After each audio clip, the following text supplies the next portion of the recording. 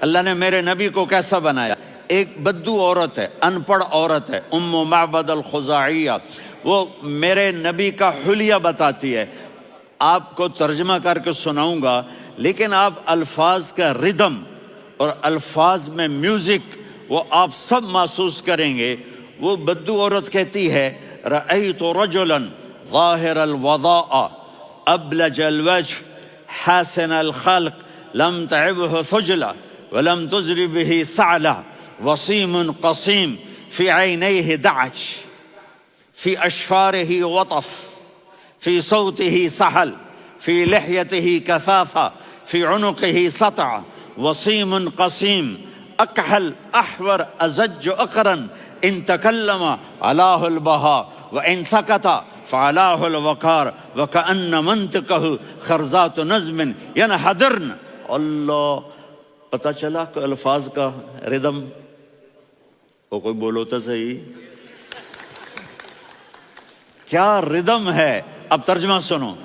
وہ کہتی ہے اپنے خامد کو کہ ابو معبد، ایک شخص آیا تھا، مجھے یوں لگا جیسے 14ویں کا چاند کپڑے پہن کے زمین پہ اتر آیا ہو. سبحان اللہ، کیا کہ انتہائی خوبصورت، انتہائی حسین و جمیل، پیٹ نکلوا نہیں کہ بدصورت ہو جائے.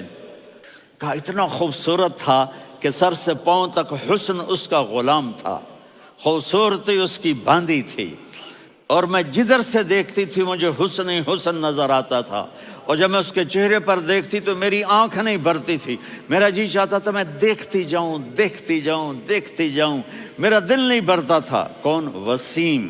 وسیم اسے کہتے ہیں جس کو دیکھنے سے دل نہ بھرے.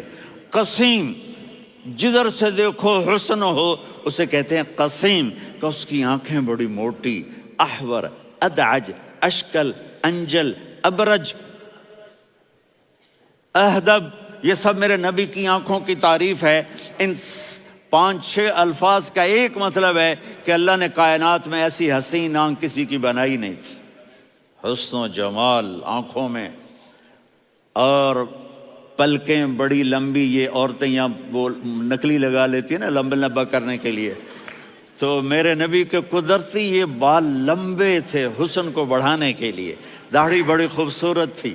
زبان میں، آواز میں جادو تھا، آواز میں کشش تھی، آواز میں ایک ایسا دل کھنچتا تھا. گردن لمبی تھی، سر سے پاؤں تک حسن و جمال تھا. جب وہ بولتے تھے نور چھا جاتا تھا، جب وہ خاموش ہوتے تھے وقار چھا جاتا تھا. اور سوا البطن و صدر، سینہ اور پیٹ برابر. سبت القصب، سیدھا قد تھا، سیدھا قد، بالکل سیدھا قد. عریض المنکبین، چھاتی چوڑی تھی. طویل الزندین، بازو لمبے تھے. رحب الراحہ، یہ ہتھیلی بڑی چوڑی تھی. چوڑی ہتھیلی سخاوت کی نشانی ہوتی ہے. رحب مسیح القدمین، پاؤں اتنے نرم تھے لگتا تھا اس پر تیل لگا ہوا ہے، اور پانی اس سے یوں نیچے چلا جاتا تھا. اور یمشی تکفین، کندھے جھکا کے چلتے تھے. اللہ، یہاں 4 آدمی سلام کریں تو آدمی یوں ہو جاتا ہے، اور میرے نبی کو فرشتے سلام کر رہے ہیں اور آپ یوں چلتے تھے، ایسے ایسے چلتے تھے، تھوڑے سے کندھے جھکا کے چلتے تھے.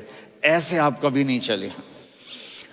جو دیکھنے میں ایسا حسین ہو اس سے پیار کیوں نہ کیا جائے.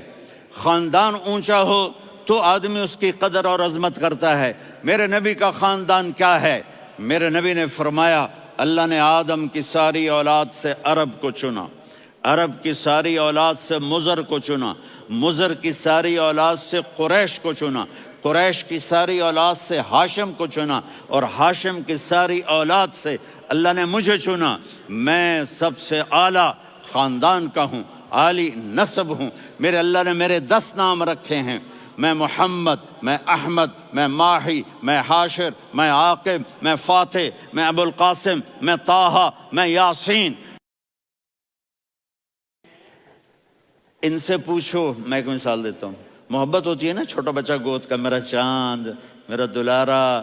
یہ اس کا بچہ بٹن جتنا، یہ نبیل کا اتنا سا ہے، تو اس کو کبھی یوں اٹھاتا ہے، کبھی یوں اٹھاتا ہے، کبھی یوں اٹھاتا ہے، کبھی یوں اس کو لوریاں دیتا ہے. میرا چاند، کالا ٹٹ میرا چاند، میرا چاند، میرا چاند۔